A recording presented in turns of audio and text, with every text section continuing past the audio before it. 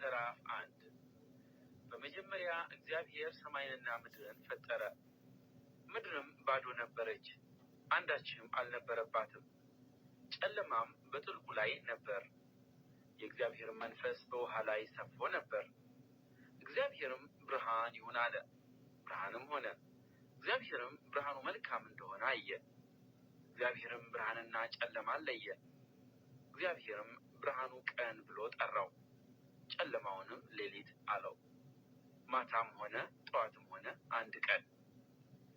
እግዚአብሔርም በውኆች መካከል ጠፈር ይሁን፣ በውሃና በውሃ መካከል ይከፈል አለ። እግዚአብሔርም ጠፈርን አደረገ፣ ከጠፈርም በታችና ከጠፈር በላይ ያሉትንም ውኆች ለየ። እንዲሁም ሆነ። እግዚአብሔር ጠፈርን ሰማይ ብሎ ጠራው። ማታም ሆነ ጠዋትም ሆነ ሁለተኛ ቀን።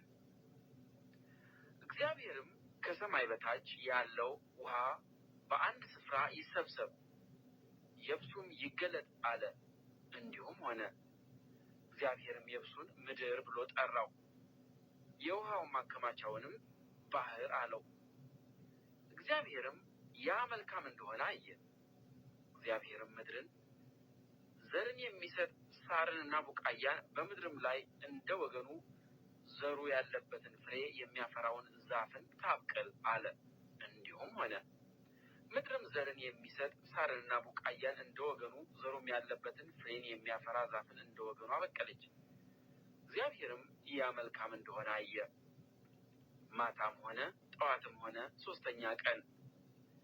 እግዚአብሔርም አለ፣ ቀንና ሌሊትን ይለዩ ዘንድ ብርሃናት በሰማይ ጠፈር ይሁኑ፣ ለምልክቶች፣ ለዘመናት፣ ለዕለታት፣ ለዓመታት ይሁን።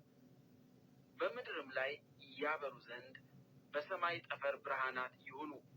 እንዲሁም ሆነ። እግዚአብሔርም ሁለት ታላላቆች ብርሃናትን አደረገ፣ ትልቁ ብርሃን በቀን እንዲሰለጥን፣ ትንሹም ብርሃን በሌሊት እንዲሰለጥን፣ ከዋክብትንም ደግሞ አደረገ።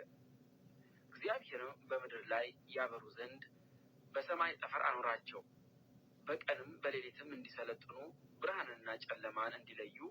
እግዚአብሔርም ያ መልካም እንደሆነ አየ። ማታም ሆነ ጠዋትም ሆነ አራተኛ ቀን። እግዚአብሔርም አለ፣ ውሃ ሕያው ነፍስ ያላቸውን ተንቀሳቃሾች ታስገኝ፣ ወፎችም ከምድር በላይ ከሰማይ ጠፈር በታች ይብረሩ። እግዚአብሔርም ታላላቆችን አንበሬዎችን ውሃይቱ እንደ ወገኑ ያስገኘቻቸው